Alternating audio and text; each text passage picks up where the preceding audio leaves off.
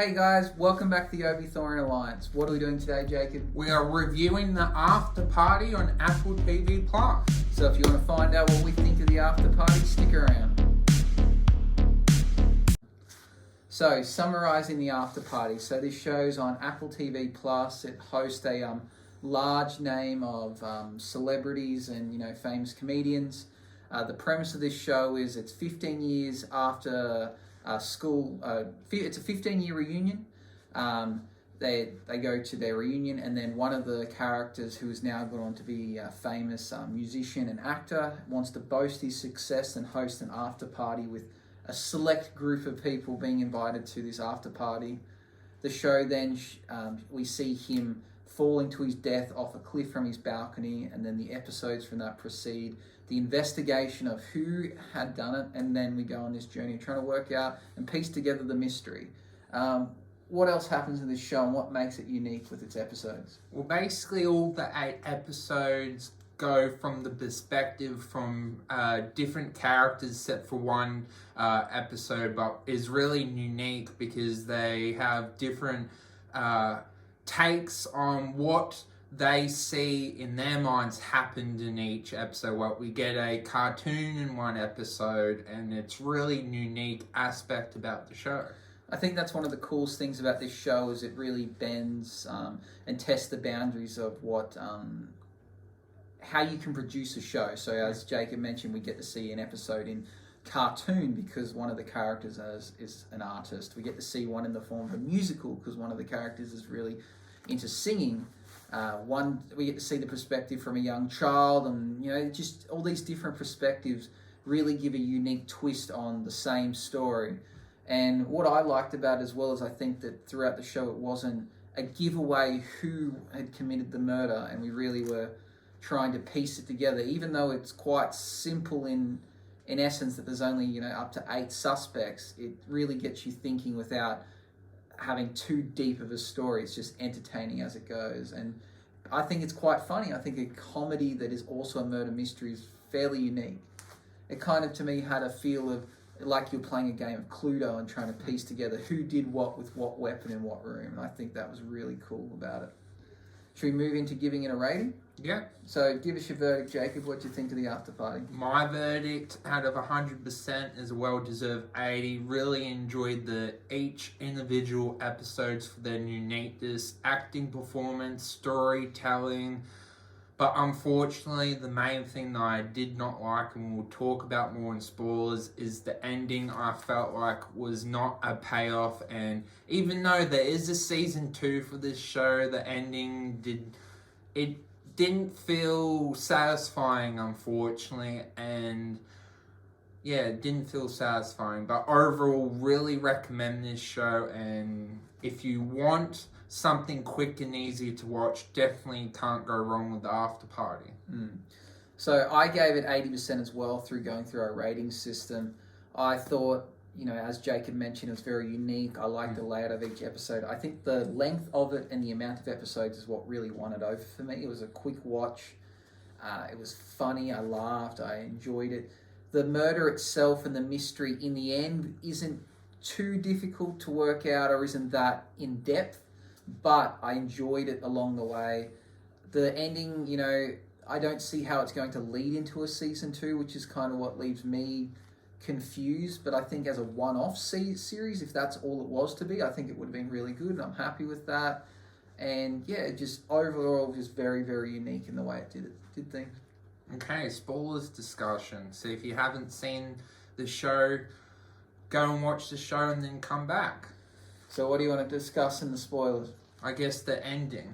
So tell us about the ending. So basically, we find the person that killed David Franco's character, and then we get the detective and the main character.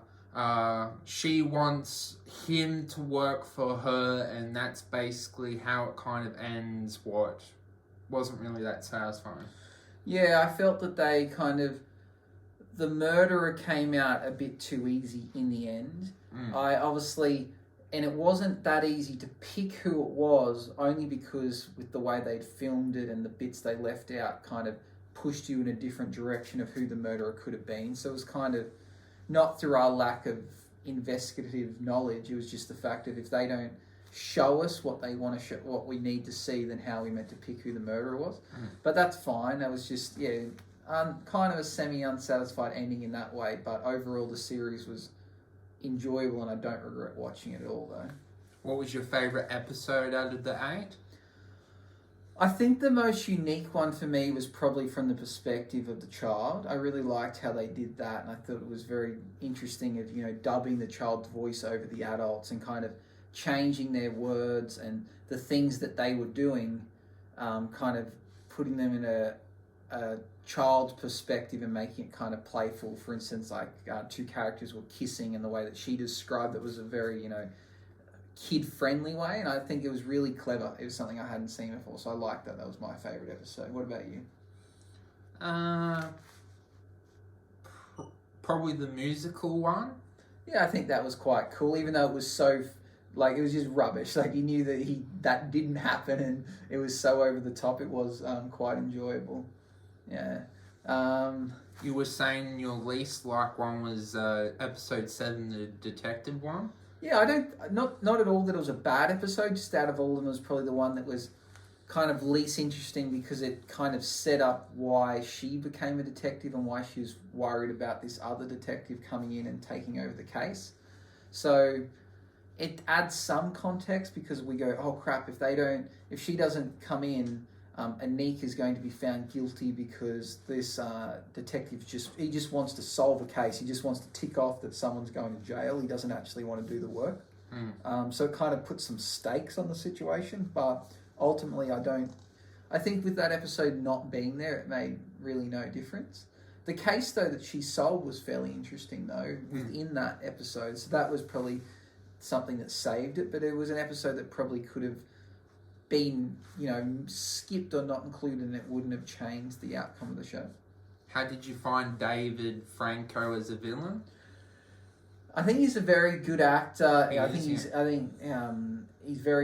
funny in all his roles. I particularly like him in 21 Jump Street, but he was very unlikable. I think his character was, a bit of a prick. But in saying that, he was mistreated by other people, but he's gone to take his fame to the next level and, wanting to get payback on those that, did wrong by him in high school. And I guess that built up the intensity of who could have done it because every single person there hated him and had a reason, which was quite cool, which what made the show, work.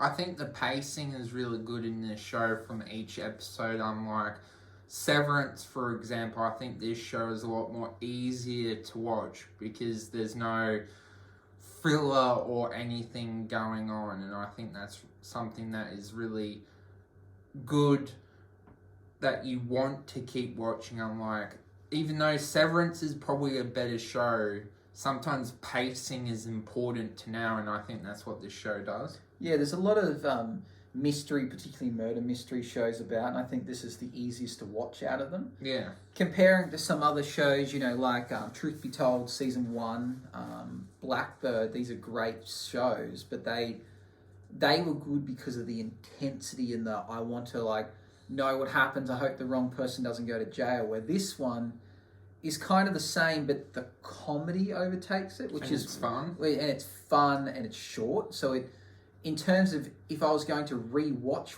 any of those 3 shows, I'd probably pick The After Party. But in terms of mystery and actually quality, it would be the worst of the 3. But I would still tend to lean towards watching it again because of the length and the way they set it out. So it doesn't take itself too serious, but in the end, it is a murder mystery. So it's a unique premise, and I'd like to watch more shows like that where you kind of have that mystery but comedy aspect to it. Only Murders in the Building is something that kind of comes to mind that I'm partially watching now, but I don't find it as interesting. I think the mystery, though, is a lot better, but it's not nearly as interesting as The After Party so far. I agree with you there. It's interesting how when something is less, I guess, stakes involved and more just fun, we prefer watching it. It's interesting how that works. Yeah, for sure. I think sometimes maybe it has something to do with having people being busy and having busy lives and so much content to choose from that sometimes the simplest and easiest watch is the better because it doesn't take as much mental investment really. And that's why you binge the After Party over Severance. Yeah, I found that much easier to watch opposed to 60 minutes of mind bending like drama and intensity. This is 20 minutes of like short, sharp bursts of comedy. Did you like the casting choices? Because it's quite a stellar cast. Yeah, great cast. Like none of them are superstars, but they're all recognizable. So Anik, I recognize him from shows like he was in Mike and Dave Need Wedding Dates. He was also in the Christmas Office Party. He was in that. Some of the other characters, can't think of his name, the kind of one that gets in the fight and he's the father of the daughter. Oh, yeah. He was in both Bad Neighbours movies, and he's great in those. It's a lot of characters that were just just a bit like they're not superstars, but they feature in like really big movies. So I really enjoyed the cast. I think it was a great mix. I don't think there was one or two maybe unnecessary characters, but beyond that, the cast that feature heavily were really good and did a great job. Would you say those characters, though, kind of didn't really add anything? The one that no one noticed, so he even came out and being naked in one scene, and then the pregnant lady and her husband, like some characters were basically there to steer you away from who the real person is. Oh, for sure. I think they're there to direct you because you see, without them, you could kind of, it's a clear path of who the murderer is, but they kind of make you try and think otherwise. And they also add context to some of the other people's stories, like especially when they have flashbacks and why they're important to the story. But they don't add so much in terms of the current situation in murder. And then I guess you've got to add a couple of filler characters to, otherwise you'd be like, oh, what, there was only 8 people at this party. That doesn't seem like enough. But ultimately there was a lot more people that they had left, and they were the only ones that remained.